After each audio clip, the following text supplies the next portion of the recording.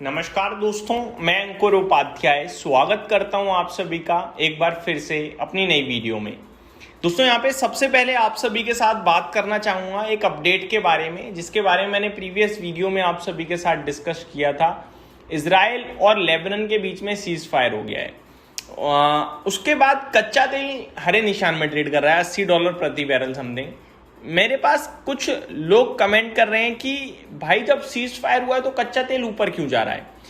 ऊपर नहीं जा रहा भाई, $80 पे ही रहेगा। ये आपके साथ मैंने डिस्कस किया था 2 दिन पहले कि ये जो गिरावट अब $78 आ गया या उसके नीचे जा रहा है ना, ये है सेलिंग प्रेशर। लोग सेल कर रहे हैं ना, उसकी वजह से। एक्चुअल फंडामेंटल्स की हिसाब से अगर आप देखो तो $83-84 प्रति बैरल कच्चा तेल रहेगा। उसके ऊपर मुश्किल है, लेकिन $80 के नीचे टिकना भी इस समय इक्वली मुश्किल है। ऐसा क्यों? इसका जवाब है, देखो पहले थी कि भैया ऑयल पास नहीं हो रहा, अब है ऑयल पास हो रहा है, लेकिन ऑयल उतना अभी भी नहीं है जितने की डिमांड है कंट्रीज में। फर्क है अभी भी, समझो बात को। पहले लोग ऑयल को लेकर निश्चिंत थे तो रिजर्व्स रखते थे। आज की डेट में रिजर्व्स पहली बात तो खाली हुए हैं उनके, और दूसरी बात अब चिंतित भी हो चुके हैं आगे को लेकर, तो रिजर्व्स की कैपेसिटी बढ़ाएंगे। पहले मान के चलो आपके पास चीनी की बात कर लेते हैं एक सिंपल। पहले आप अपने घर में चीनी 5 किलो रखते थे एक्स्ट्रा में, और नॉर्मल चीनी आ रही थी जा रही थी। अचानक चीनी आना हो गई बंद, तो जो एक्स्ट्रा 5 किलो रहती थी वो आपने यूज कर ली, उसका 1 किलो रह गया। अब चीनी आना शुरू हुई है, आप एक साथ सोचो कि मैं 5 किलो भर लेता हूं, नहीं भर पाओगे, क्योंकि इतना भी सप्लाई नहीं है ना। अभी आप अपना नॉर्मल खर्चे के लिए डेली बेसिस पे अगर आप 1 किलो चीनी खाते थे तो 1 किलो डेली बेसिस पे यूज करने के लिए आप मंगा पा रहे हो। जब धीरे धीरे आपको लगेगा हाँ भाई सप्लाई बढ़ने लगी है, तो आप अपने रिजर्व्स को भरोगे। 5 किलो जो कट्टा है वो धीरे धीरे कोशिश करोगे भरने की।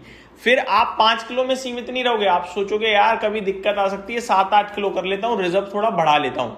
ये होगा कंट्रीज में, जिसकी वजह से कच्चा तेल लगभग 3-4 महीने अभी इसी भाव के आसपास घूमेगा।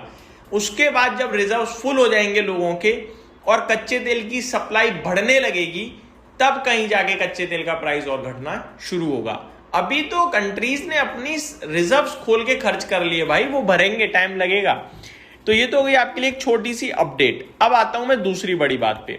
देखो सेबी ने जो अप्रूव करा है ओपन मार्केट बायबैक, वो अच्छा है खराब है, ये सोचने विचार करने का मतलब ही नहीं है।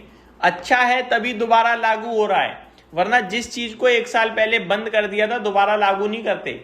अच्छा है, डबल माइंडेड होना ही नहीं है।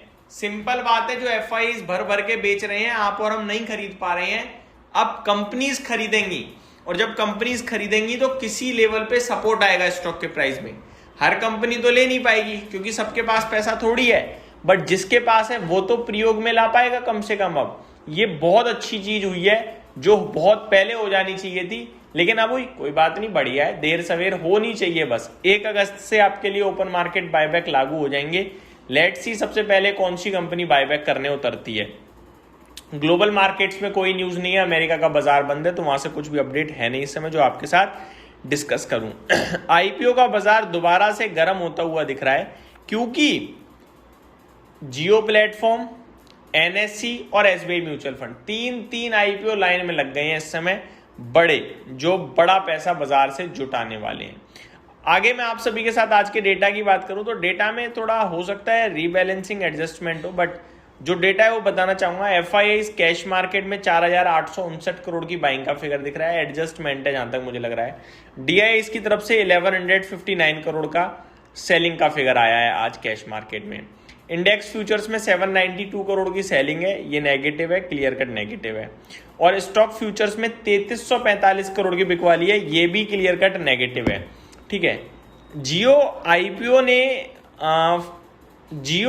फाइल्ड, जियो का आईपीओ फाइल हो चुका है। 10 बड़ी बातें जो हैं, $3 बिलियन का प्लान है यहाँ पे, तो ये डिटेल्स आते हुए तो दिख रही हैं काफी कुछ, जो मैं आप सभी के साथ कल के सेशन में डिस्कस करूंगा।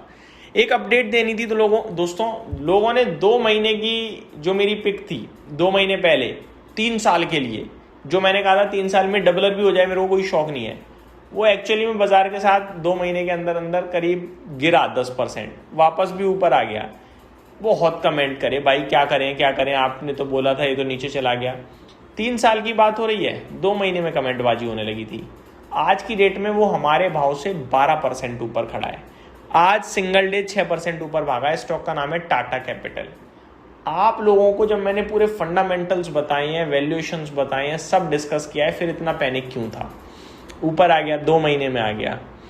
आपको बैंक की एफडी के 1.5 साल का पैसा 2 महीने में दे दिया इसने। लेकिन ये शेयर बाजार है, यहाँ डायरेक्ट ऐसे नहीं जाती गाड़ी, कभी ऐसे ऐसे ऐसे ऐसे फिर ऐसे होती है, वो सब झेलना पड़ता है। आपको मैंने कोई ऐसा हिडन पॉइंट नहीं था जो मैंने छुपा लिया हो या बताया ना हो, सारी चीज़ें शेयर करी हैं। मेरा सिंपल लॉजिक है, अगर आप लंबा रोक सकते हो तो होल्ड करना, नहीं रोक सकते आप प्रॉफिट बुक मार देना। इतने सवाल जवाब या इतनी जल्दी नेगेटिविटी नहीं होती है।